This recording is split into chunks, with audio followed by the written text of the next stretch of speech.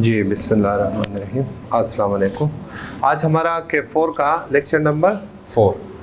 K4 business law हमने start किया था और हमने जो इसमें एरिया स्टार्ट किया था वो हमने स्टार्ट किया था contract act 1872।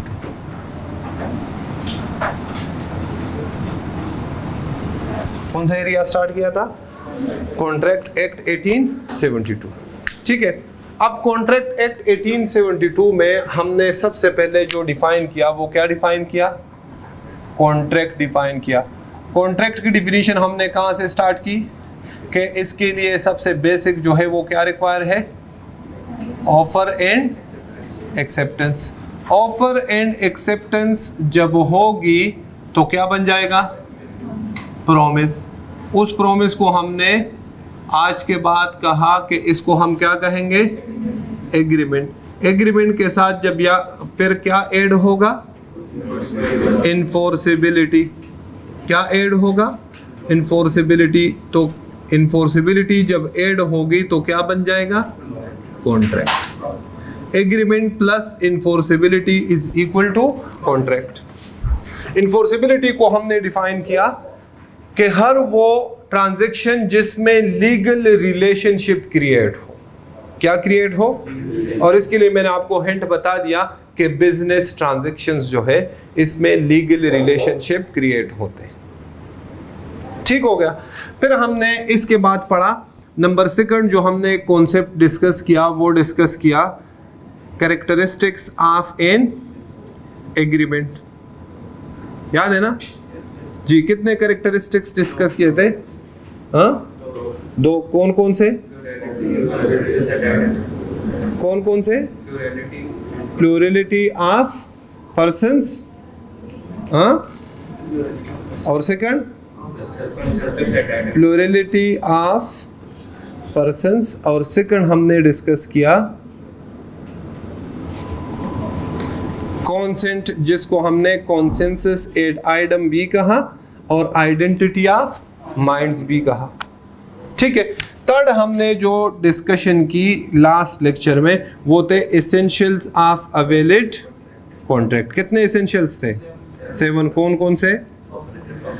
Offer and acceptance,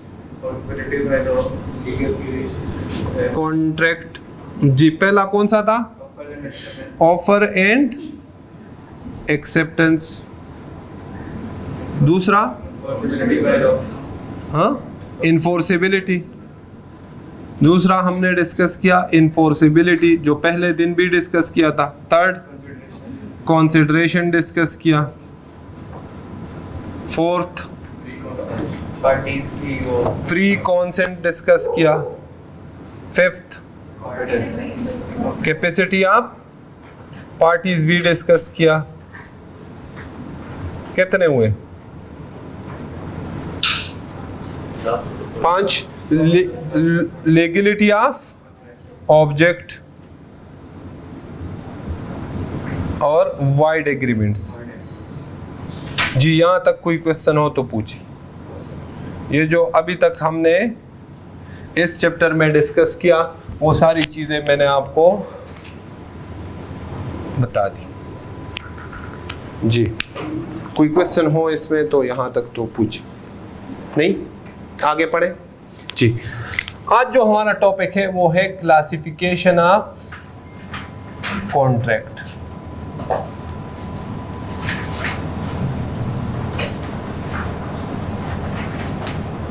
अच्छा, ये चीजें आप बुक में देखोगे ना, ICAP की बुक में तो ये आपको नहीं मिलेगी। ठीक है, ये इन्होंने आगे जाके जहां जहां पे आ रहा है वहां वहां डिस्कस किया है, लेकिन मैं उसके साथ मैं खुद इजी नहीं हूँ। मुझे टेंशन होती है कि यार ये बच्चे को मैं कैसे समझाऊंगा उधर जाके। जो बेसिक्स है वो सारे बेसिक कॉन्सेप्ट्स एक ही टाइम पे बच्चे को दे दे। जब उधर आएंगे तो जब आप थोड़ा सा हायर लेवल पे पढ़ाओगे तो उनको बेसिक्स का पता होगा, उनका माइंडसेट बना होगा तो वो एक्सेप्ट कर लेंगे। ठीक है, जब एकदम पे तो जो मेरे नोट्स है, जो मेरी बुक है, उसमें इसी सीक्वेंस पे मैंने रखा हुआ है। ठीक है, ये जो अभी हम पढ़ रहे हैं ये ICAP की बुक में कोई एक चीज भी स्टार्ट में नहीं है जो मैं पढ़ा रहा हूं। ये सारी उसने बाद में जहां जहां पे इसकी जरूरत पड़ती है ना वहां वहां डिस्कस किया है।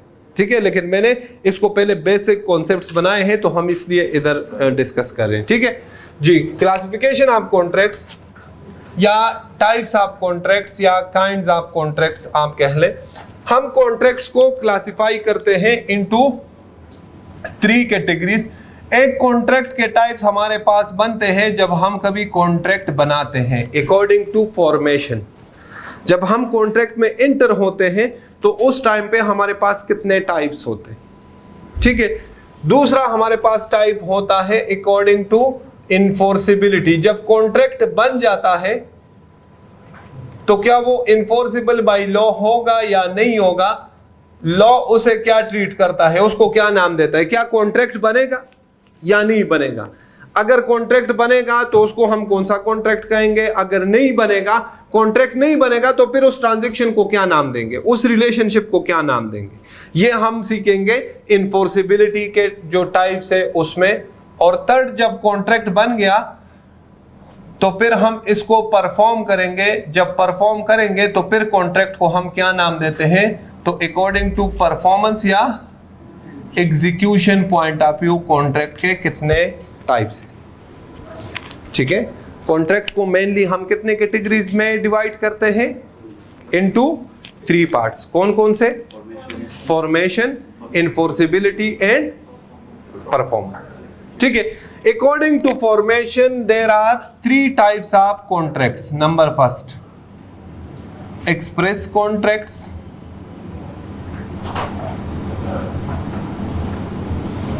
नंबर 2 implied contracts, और number 3 quasi contracts। quasi contracts को कंस्ट्रक्टिव कॉन्ट्रैक्ट्स भी कहते हैं। क्या कहते हैं, quasi और कंस्ट्रक्टिव। ठीक हो गया। इसने इस अटेम्प्ट में नहीं, पिछले अटेम्प्ट में एक क्वेश्चन पूछा था, डिफाइन कंस्ट्रक्टिव कॉन्ट्रैक्ट, और बहुत सारे बच्चों ने छोड़ दिया था कि ये तो हमने पढ़ा ही नहीं था। तो ये क्वाज़ाई कॉन्ट्रैक्ट को कहते हैं। किसको कहते हैं, क्वाज़ाई कॉन्ट्रैक्ट्स। हमाद आप भी छोड़ के आए थे? अच्छा जी, क्वाज़ाई और कंस्ट्रक्टिव कॉन्ट्रैक्ट। ठीक है, तो हम 1 बाय 1 डिस्कस करते हैं कि एक्सप्रेस कॉन्ट्रैक्ट किसे कहते हैं।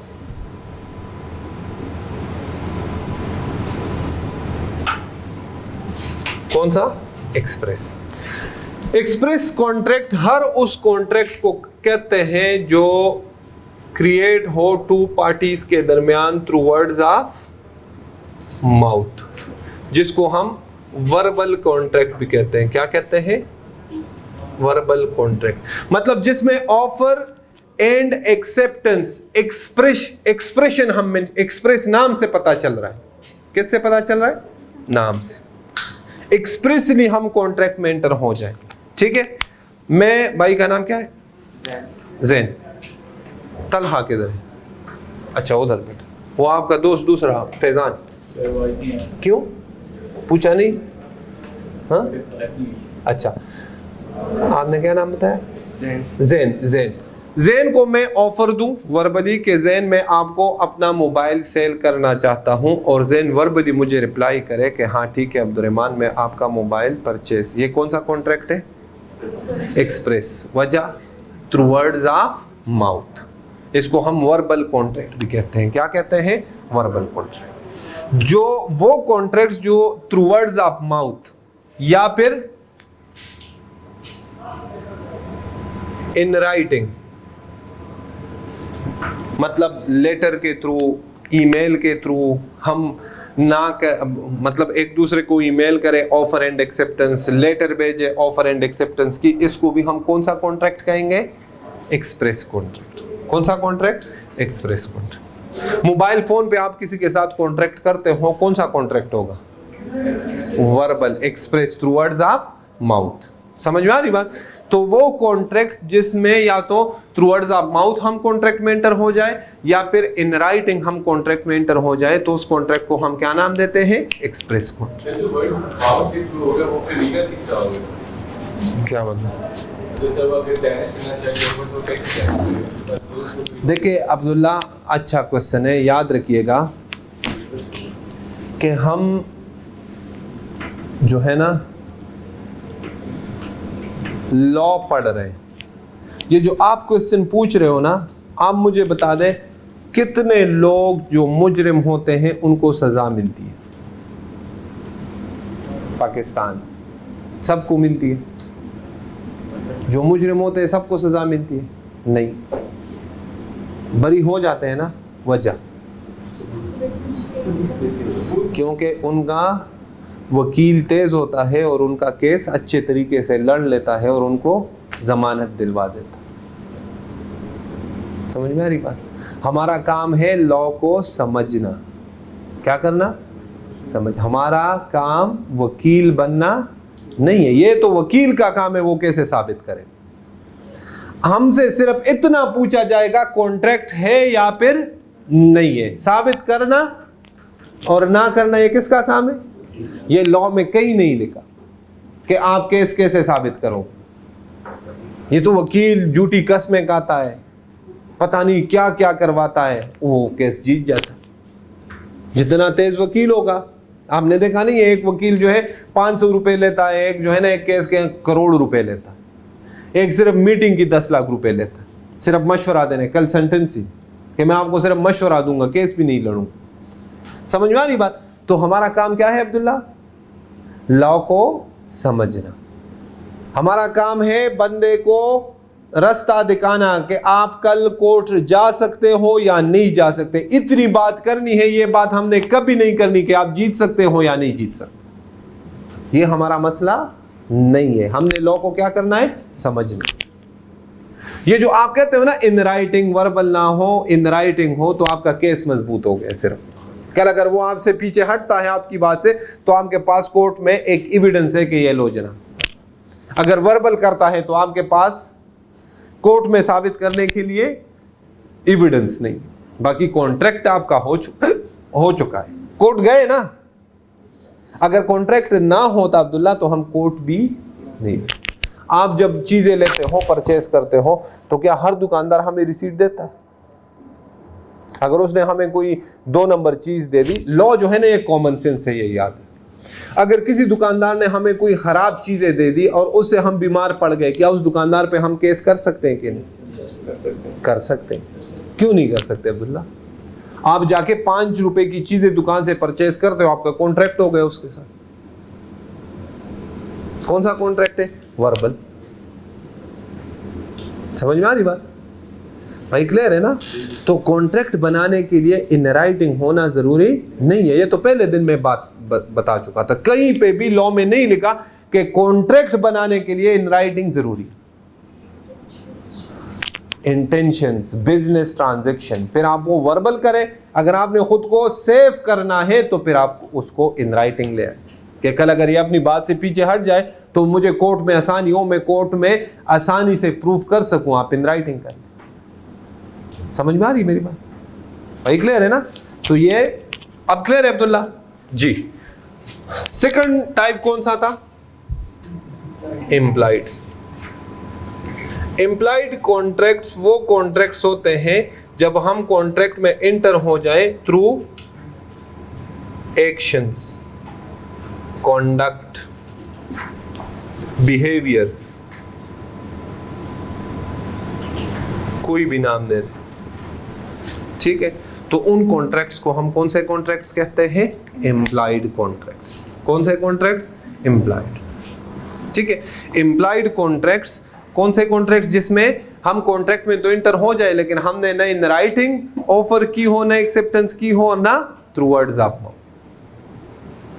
समझ में आ रही बात? कोई एग्जांपल बता सकता है? मेट्रो बस, जूते पॉलिश करने वाला मेट्रो बस। हाँ बिल्कुल, वो जो प्राइस टैग है, कार पार्किंग्स। हम मेट्रो बस पे जाते हैं, ठीक है, तो हम ऑफर करते हैं कि वो ऑफर करते हैं, वो ऑफर कर रहे हैं। ये किसी भी ट्रांसपोर्ट कंपनी का एक रूट के ऊपर ट्रांसपोर्टेशन स्टार्ट करना, ट्रांसपोर्ट स्टार्ट करना, पब्लिक ट्रांसपोर्ट, ये उनकी तरफ से इम्प्लाइड ऑफर है, ये एक्शन नहीं। मेट्रो बसेस जिस दिन सदर से लेके सेक्रेटेरिएट तक ये सिस्टम स्टार्ट हुआ तो ये पंजाब गवर्नमेंट ने पूरे पाकिस्तान के अवाम को इम्प्लाइड ऑफर दिया। ये एक्शन जो था कि हमने बस सिस्टम क्या कर दिया, स्टार्ट कर, ये क्या था, इम्प्लाइड ऑफर। ये एक्शन क्या था, इम्प्लाइड ऑफर। अब हम क्या करते हैं, हम जाते हैं 30 रुपए या 20 रुपए, कितने का है, 30 रुपए का, हम काउंटर पे जाते हैं, 30 रुपए काउंटर पे देते हैं, वो हमें टिकट दे देता है। ये एक्शन जो है ये हमारी तरफ से क्या है, एक्सेप्टेंस, इम्प्लाइड एक्सेप्टेंस। कौन सा एक्सेप्टेंस, इम्प्लाइड। पाकिस्तान में तो नहीं होता, यूरोपियन कंट्रीज में होता है कि ये आप बैठे होंगे, जूतों वाला आ जाता है, वो एक स्टैंड रख, होटल में रेस्टोरेंट में चाय शाही अंग्रेज पी रहे होते हैं, या बस स्टॉप पे, ठीक है, और वो शू शाइनर आ जाता है, उसके पास एक स्टैंड होता है, ये बैठे होते हैं, वो उसके पाँव के सामने रख देता है। अगर ये पाँव उसके ऊपर रख देता है तो इसका मतलब ये है कि इसने उसकी ऑफर क्या कर दी, एक्सेप्ट। उसका ये इसके सामने जूतों का स्टैंड रखना, वो जूते उतारते नहीं है, वो स्टैंड रख देते हैं, ये उधर पाँव, अगर पाँव रखे उसका स्टैंड रखना इम्प्लाइड ऑफर, और इसका जूता रखना उसके ऊपर, पाँव रखना इम्प्लाइड एक्सेप्टेंस। स्टेशंस पे देख ले, रेलवे स्टेशंस पे कुली, वो जो रेड कपड़ों वाले होते हैं, आप अक्सर एयरपोर्ट्स पे भी होते हैं ये लोग, बस स्टेशन पे भी होते हैं, और वो जब आप उतरते हो ना तो वो आपका लगेज उठाने की कोशिश करता है, ठीक है। उसका मकसद क्या होता है कि आपके गाड़ी के पास में ले जाऊं, टैक्सी में, गाड़ी में, जहां आप जा रहे, अगर आपका लगेज ज्यादा हो, अगर वो उठाए और आप वो जो उठाने की कोशिश कर रहा है ये उसकी तरफ से क्या है, इम्प्लाइड। और आपका बिहेवियर, अगर आप चुप रह जाते हैं, क्या हो जाते हैं, या एक्शन या कंडक्ट, कुछ भी कहें, साइलेंस, ये क्या है, इम्प्लाइड एक्सेप्टेंस। शेयर्स ऑफर करना भी इम्प्लाइड में आएगा। कंपनी के जो शेयर्स आते हैं उनको नहीं, वो तो स्पेसिफिकली अनाउंस करते हैं, वो नहीं स्पेसिफिक। हाँ बिल्कुल, ये जो सिग्नल्स पे आजकल शीशे साफ करने वाले वो आते हैं, वो हमसे पूछते नहीं है, बस एक हाथ में बॉटल होता है, दूसरे में वाइपर। तो अगर हम करते हैं शीशा साफ करने का इरादा हो तो हम उनको छोड़ देते हैं। उनका ये एक्शन साफ स्टार्ट करना, ये एक्शन इम्प्लाइड ऑफर, हमारा चुप रहना एक्सेप्टेंस। समझ में आ रही बात, क्लियर है ना। तो इम्प्लाइड ऑफर एंड थर्ड कौन सा था, क्वाज़ी कॉन्ट्रैक्ट या कंस्ट्रक्टिव कॉन्ट्रैक्ट। ये हमारा कंप्लीट चैप्टर है, इंशाल्लाह आगे जाके हम पढ़ेंगे, ठीक है, अभी डिस्कस नहीं करते। ये छोटा सा चैप्टर है, इसमें 5-6 कंडीशंस है, उसमें क्वाज़ी कॉन्ट्रैक्ट्स बनते हैं। इंशाल्लाह चैप्टर नंबर 9 है आई थिंक आपके कोर्स में, इंशाल्लाह उधर जाके हम डिस्कस करेंगे, ठीक है। उससे पहले चैप्टर नंबर 9 से पहले इसका कोई किसी किस्म का जिक्र नहीं है, तो इसलिए हम अभी इसको डिस्कस नहीं करते जी। दूसरा क्या है, अकॉर्डिंग टू इन्फोर्सेबल। अब कॉन्ट्रैक्ट बना, कॉन्ट्रैक्ट नहीं बना, फॉर एग्जांपल आप किसी के साथ ट्रांजैक्शन में एंटर हो गए, किसी रिलेशनशिप में एंटर हो गए। अब आपको यह सिखा रहा है कि जनाब अगर आप किसी के साथ रिलेशनशिप में एंटर हो गए तो लॉ उस रिलेशनशिप को क्या ट्रीट करता है, ठीक है। सबसे पहले वो ट्रीट करता है, वैलिड कॉन्ट्रैक्ट कब ट्रीट करेगा लॉ, लॉ के मुताबिक एक ट्रांजैक्शन, एक रिलेशनशिप वैलिड कॉन्ट्रैक्ट कब होगा, जब सारे के सारे एसेंशियल एलिमेंट्स प्रेजेंट हो। सिंपल, जब सारे के सारे एसेंशियल एलिमेंट्स क्या होंगे, प्रेजेंट होंगे, तो उस ट्रांजैक्शन को लॉ क्या नाम देता है, वैलिड कॉन्ट्रैक्ट। क्या नाम देता है, वैलिड कॉन्ट्रैक्ट। जब सारे के सारे essentials element of a valid contract present होंगे तो लॉ उस ट्रांजैक्शन को क्या नाम देता है, उस रिलेशनशिप को वैलिड कॉन्ट्रैक्ट। जी नंबर 2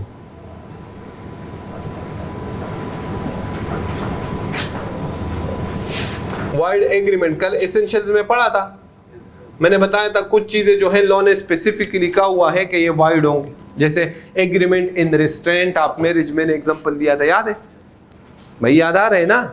तो वाइड एग्रीमेंट, वाइड का मतलब क्या बताया था,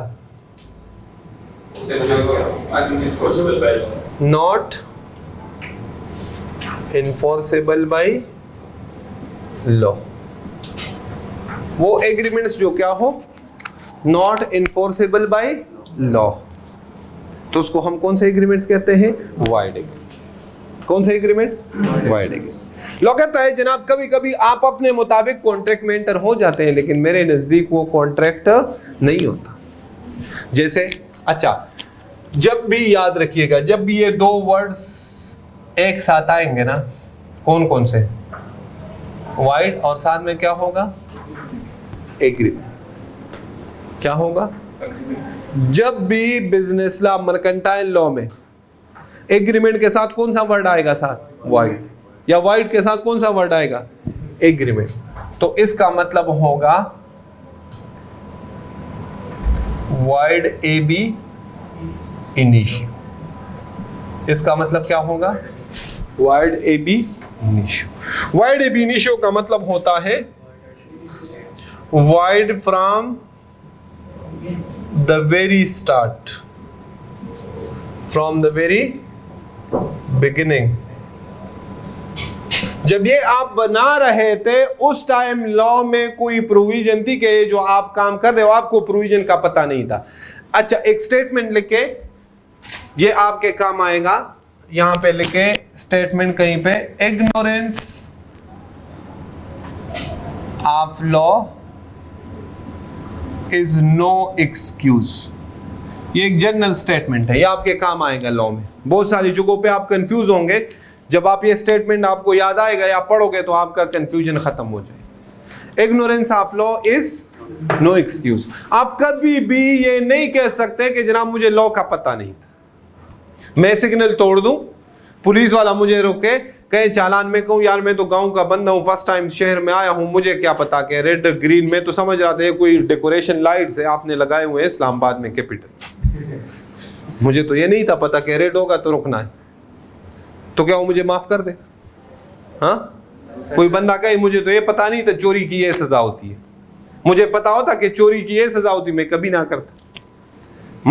माफी मिल जाएगी इस पे। तो इग्नोरेंस ऑफ लॉ इज, आपको ये एक्सक्यूज आप कभी भी नहीं दे सकते कि मुझे तो लॉ का पता ही नहीं था, मुझे तो इस कानून का इल्म ही नहीं था। समझ में आ रही बात? लॉ कहता है ये नहीं। तो ये जो from the very beginning, from the very start, ये आपको पता नहीं होगा, लेकिन ये कोई एक्सक्यूज नहीं है। लॉ ने बताया हुआ है कि जनाब ये वाइड है, ये एग्रीमेंट वाइड एब इनिशियो। जब आप सोचते हो, बनाने की कोशिश करते हो, ये उस टाइम से मैंने स्पेसिफिकली मेंशन किया था कि ये वाइड होगा, नॉट इन्फोर्सेबल बाय लॉ। लेकिन हमने क्या सोच के बनाया कि ये कॉन्ट्रैक्ट है। लॉ कहता है नहीं, मेरे नजदीक ये कॉन्ट्रैक्ट नहीं है। इन्फोर्सिबिलिटी के पॉइंट ऑफ व्यू से इसको मैंने क्या नाम दिया है? Wide agreement. और वाइड का मतलब क्या है? Not enforceable by law. मतलब अगर वाइड एग्रीमेंट आप किसी के साथ एंटर हो गए, आप कल उसके अगेंस्ट कोर्ट में नहीं जा सकते। जैसे कि कल मैंने आपको एक एग्जांपल दिया था, फिर वही एग्जांपल दे दूंगा। Agreement in restaurant of marriage. आप किसी को पैसे दे और उनको मना कर दे कि सारी जिंदगी शादी नहीं करनी, वो आपके पैसे भी काले और 2 शादियां कर। आपको ये देखो, मैंने एक से मना किया था, इसने 2 कर। आप कोर्ट में चले गए, जनाब इस बंदे को कहे मुझे अपने पैसे वापस दे। लॉ क्या इन्फोर्सेबल बाय लॉ है? ये कौन सा एग्रीमेंट है भाई? कौन सा एग्रीमेंट है? वाइड को लॉ ने क्या नाम दिया है? फ्रॉम द वेरी, मतलब क्या, जब आप ये कर रहे थे उस टाइम लॉ में ये प्रोविजन थी कि जनाब मैं इसमें आपका हेल्प नहीं कर सकता। ये बंदा जाता है, कहता है जनाब इस बंदे ने मुझे मेरे पैसे देने हैं। जज साहब पूछेंगे जनाब किस चीज के पैसे? मैंने ये काम किया था। जज साहब कहेंगे आप जा सकते हैं, इसको रास्ता दिखा दे। ये कौन सा एग्रीमेंट है? वाइड। वाइड एग्रीमेंट आप through court of law enforce नहीं कर सकते। किस चीज की? इसने वाइड एग्रीमेंट किया, वो उस पे नहीं जाते। नहीं, वाइड एग्रीमेंट ये क्रिमिनल एक्टिविटी नहीं है ना, इसमें क्राइम क्या है? उस बेचारे का नुकसान भी हो गया, इतने पैसे भी चले गए। लॉ उसकी कोई हेल्प आउट नहीं कर सकता। लॉ इस ट्रांजैक्शन को कोई हैसियत नहीं देता, कोई वैल्यू नहीं देता। कहता है जनाब जाओ, आप जानो और वो बंदा जाने, हम कम से कम आपकी हेल्प नहीं कर सकते, क्योंकि लॉ ने क्या कहा था? स्पेसिफिकली कि ये ट्रांजैक्शन। इसी तरह बहुत सारे हैं, ये तो मैं आपको छोटा सा एग्जांपल, आपको ये पता होना चाहिए कि वाइड एग्रीमेंट का मतलब क्या है।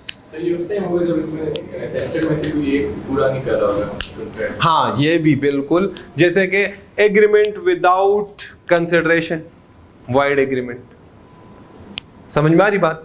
जैसे कि agreement with minor, wide agreement छोटे बच्चे के साथ, लेकिन उस डिटेल्स पे हम नहीं जाते। वो जहां जहां पे वाइड होगा आप सिर्फ वाइड एग्रीमेंट का मतलब समझ ले। अब्दुल्ला जहां पे वाइड होगा ना आपके कोर्स में, तो वो साथ लिखेगा कि this agreement shall be wide.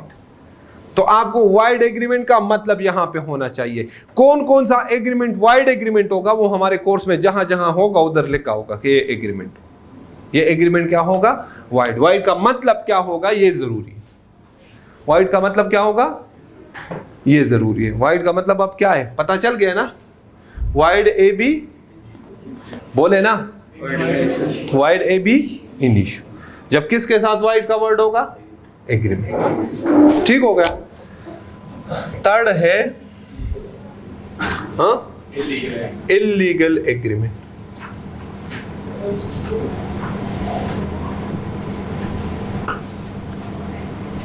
अच्छा, अब ये जो है ना, ये जो बच्चा पूछ रहा था वो ये वाला है।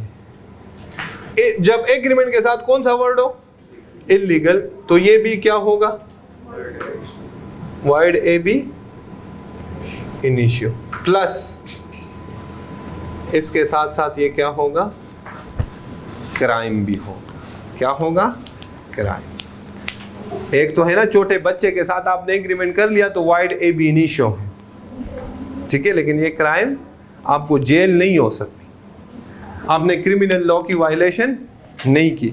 लेकिन आप किसी को पैसे दे कि जनाब ये फलां बंदे की गाड़ी इधर खड़ी होती है, जब वो ऑफिस में अंदर जाएगा तो आप जाके उसके गाड़ी का शीशा तोड़ दो। क्या कर दो, तो क्या ये क्रिमिनल एक्टिविटी है क्या नहीं? किसी के प्रॉपर्टी को नुकसान पहुंचाना क्रिमिनल एक्टिविटी में आता है कि नहीं? कॉमन सेंस यूज करे। छोड़े आपने क्रिमिनल लॉ ना हमने पढ़ना है, ना हमारे कोर्स में है, ना आपने पहले कभी पढ़ा हुआ है। कॉमन सेंस यूज करे। ये क्राइम है कि नहीं है? आप किसी के गाड़ी का शीशा जानबूझ के तोड़ते हो तो ये क्राइम है कि नहीं है ना? तो लॉ कहता है इल्लीगल एग्रीमेंट क्या होगा, वाइड ए बी इनिशियो भी होगा प्लस क्राइम। इसकी मिसाल एग्जांपल्स हमें मिलेंगी कौन से में, लीगलिटी ऑफ ऑब्जेक्ट। किस में, लीगलिटी ऑफ ऑब्जेक्ट। इधर आपने दो लॉ की वायलेशन की, एक बिजनेस लॉ की, तो उसने आपको क्या ट्रीट किया कि जनाब इसकी मेरे नजदीक कोई हैसियत नहीं है, आप करते रहो ना। और दूसरा क्रिमिनल, ठीक है। तो आप लिख ले, एक स्टेटमेंट लिख ले, एक स्टेटमेंट लिख ले, और वो स्टेटमेंट लिखे कि एवरी illegal agreement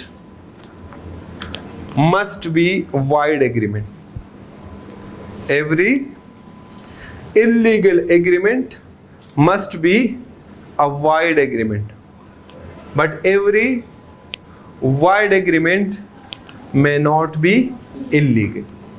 समझ में आ रही बात?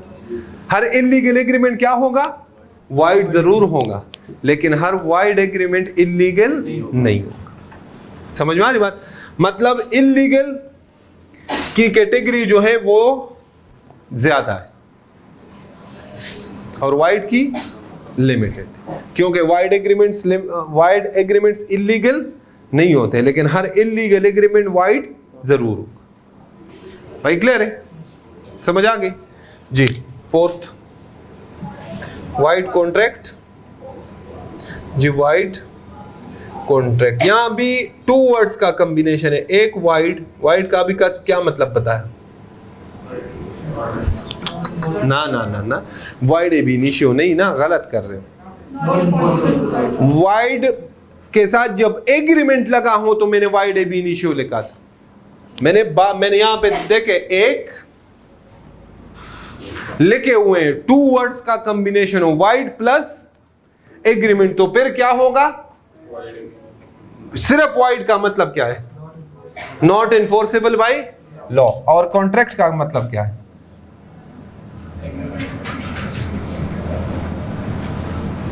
Agreement enforceable by law. तो आप डिफिनीशन लिखे वाइड कॉन्ट्रैक्ट का, अगर इन दो लफ्जों का हम मतलब लिखे तो वाइड कॉन्ट्रैक्ट की डिफिनीशन क्या बन जाएगी? An agreement which is enforceable by law. Wide contract की डिफिनीशन क्या बन जाएगी? An agreement which is enforceable by law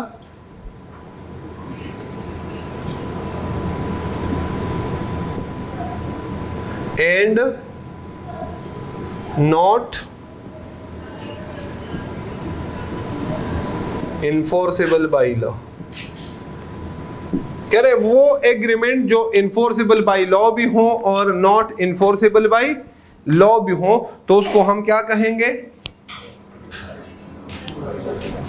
उसको हम क्या कहेंगे? वाइड। क्या ये डिफिनीशन ठीक है? मतलब an agreement enforceable by law and no, तो ये ठीक है। मैं कहता हूं भाई का नाम जो है क्या बताया था? जैन। भाई का नाम जैन है और साथ में कहूं भाई का नाम जैन नहीं, ये आप क्या कहोगे? लो सर पे असर हो, ठीक है? हाँ यही कहेंगे ना। मैं कहूं ये जैन है और साथ में कहूं ये जैन नहीं, ये जैन है ये जैन नहीं, बताएं क्या इंसान पागल नहीं लगता? नहीं लगता। मैं कहूँ ये जैन है ये जैन नहीं, मैं कहूँ ये लाइट है ये लाइट नहीं है, मैं कहूँ ये प्रोजेक्टर है ये प्रोजेक्टर नहीं है, आप कहोगे सर चले गए अनसाउंड माइंड पर्सन वाले स्टेट में, कहेंगे नहीं ऐसे? हाँ ये भी तो वही डिफिनीशन है। कह रहे इन्फोर्सेबल बाय लॉ है और इन्फोर्सेबल बाय लॉ नहीं है। एक तरह से जब कॉन्ट्रैक्ट बनता है तो ये डिफिनीशन क्या है? गलत है टेक्निकली, इसकी ये डिफिनीशन नहीं बनती। अब समझिएगा वाइड कॉन्ट्रैक्ट का मतलब क्या होता है। अ कॉन्ट्रैक्ट डिफिनीशन लिखे, हाँ उस पे क्रॉस लगाए ना, मैंने लगा नहीं दिया। अ कॉन्ट्रैक्ट विच इज, आपको इस तरह याद नहीं रहता ना, अ contract which is not enforceable by law. Agreement का वर्ड यूज नहीं करता, क्या वर्ड यूज कर रहे भाई? क्या वर्ड यूज कर रहे? कॉन्ट्रैक्ट। कॉन्ट्रैक्ट की डिफिनीशन क्या बताई? N agreement enforceable by law. इधर आ जाए, कॉन्ट्रैक्ट पे पहुंचते पहुंचते क्या होता है? कहां से शुरू होता है?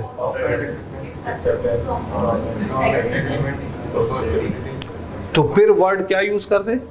कॉन्ट्रैक्ट कोई आम लफ्ज नहीं है कि आप जब चाहे तो यूज करें, उसके लिए सारे एसेंशियल्स का होना जरूरी है। लगा अगर इधर कॉन्ट्रैक्ट का वर्ड यूज हुआ है तो आपके माइंड में यह आना चाहिए कि ये सारे एसेंशियल्स पूरे हो चुके थे तो कॉन्ट्रैक्ट का वर्ड यूज हुआ था।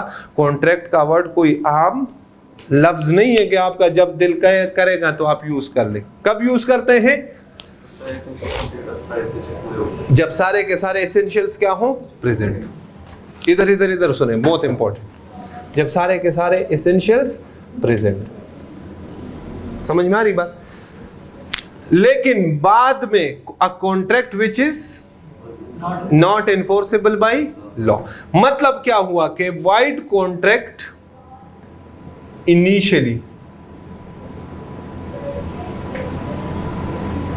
At the time of formation क्या होते हैं? Valid contract. लेकिन बाद में लिखे डिफिनीशन लिखे, ये तो लिख ली ना ये वाली, हाँ नीचे एक्सप्लेनेशन लिख ले। अ valid contract is sorry, a wide contract is valid at the time of formation.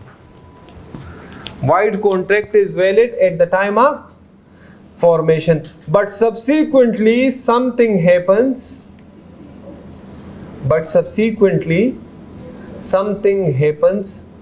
Due to which it becomes impossible. Due to which it becomes wide. Due to which it becomes a void contract, due to which it becomes a void contract. जी, void contract is a valid contract at the time of formation, but subsequently something happens due to which it becomes void. जैसे कि A और B के दरमियान contract हुआ। Contract कैसे हुआ? A ने ऑफर किया, जनाब मेरे पास एक घोड़ा है, वो मैं आपको सेल करना चाहता हूं फॉर रुपीज 1,00,000। ये क्या किया ए ने? भाई ए ने क्या किया? ऑफर। बी ने इस ऑफर को क्या किया? एक्सेप्ट। दोनों ऑफिस के क्लीग थे, ठीक है। ए ने कहा शाम को मेरे घर आ जाना, पैसे लेके घोड़ा में दे। ए बी ने कहा आ जाना क्यों, पैसे मेरे पास जेब में है, जहां से दोनों इकट्ठे आपके घर चले जाएंगे, आप मुझे घोड़ा दे देना, मैं आपको पैसे दे दूंगा। जब ए के घर पहुंचे है, घोड़ा मर चुका था। ये कॉन्ट्रैक्ट हुआ था फॉर एग्जांपल 10 बजे, घोड़ा मर चुका था शाम 4 बजे। जी, 10 बजे जब ये कॉन्ट्रैक्ट कर रहे थे, घोड़ा जिंदा था। हाँ, क्या ये वैलिड कॉन्ट्रैक्ट था कि नहीं? घोड़ा मर गया। दोनों में किसी पार्टी की गलती है? किसकी गलती? किसने मारा? किसी की गलती नहीं है ना। क्या ए को पता था कि जनाब मेरा घोड़ा आज मर जाएगा? क्या बी को पता था कि ये घोड़ा जो मैं परचेस कर रहा हूं ये मर जाए? इन्होंने परफॉर्मेंस की टाइम क्या रखी थी कि 6 बजे हम दोनों जाएंगे। ये क्या टाइम था? जब गए हैं मर गया। तो इस कॉन्ट्रैक्ट को हम क्या कौन सा कॉन्ट्रैक्ट कहेंगे? कौन सा कॉन्ट्रैक्ट? कि at the time of formation ये तो वैलिड कॉन्ट्रैक्ट था, बट सब्सीक्वेंटली क्या हुआ? Something happens. वो समथिंग क्या था? Impossibility of performance. इसको हम क्या कहते हैं? Impossibility of performance. कि अब ये परफॉर्म करना पॉसिबल है ही नहीं। समझ में आ रही बात? तो इस वजह से ये कौन सा कॉन्ट्रैक्ट बन जाता है? Void. Void contract, a contract which is not enforceable by law. A B को अपने ₹1,00,000 दे देगा कि ये लो भाई, अब तो बात खत्म, और दोनों पार्टी की गलती ना हो, ये याद रखें। अगर किसी एक पार्टी को इल्म हो कि ये काम ऐसे हुआ है, मतलब ए जब सेल कर रहा था उस टाइम घोड़ा मर चुका था और ए को ये बात पता थी, लोग कहते हैं नहीं ये वाइड नहीं है, फिर ये वाइड कॉन्ट्रैक्ट नहीं है, ये वाइड एग्रीमेंट है। ये क्या है? Wide agreement. समझ में आ रही बात भाई? क्लियर है कि नहीं? हाँ, बस के पढ़ा दूं? हाँ बोले काफी है कि नहीं? पढ़ा दूं? ठीक है, मैं ख़त्म कर देता हूँ। एक ये रह जाता है, या फिर मंडे को ख़त्म हो जाएगा क्लासिफिकेशन। आज ख़त्म नहीं होने, वैसे आज ये वाले तो ख़त्म हो जाएंगे, वो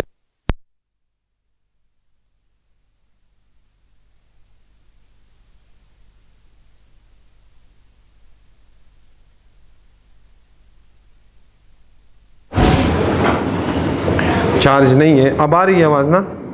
ठीक है। मंडे को जो है, आज आपकी, कल और परसों आपकी छुट्टी है इंशाल्लाह। मंडे को क्लासेस ये सिर्फ इस हफ्ते में है, फर्स्ट वीक में।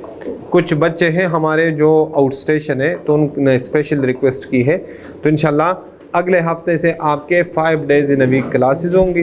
और मैंने जो आपको टाइम लाइन दिया है इंशाल्लाह उसी पे हमारा कोर्स ख़त्म होगा। 15 दिसंबर से लेके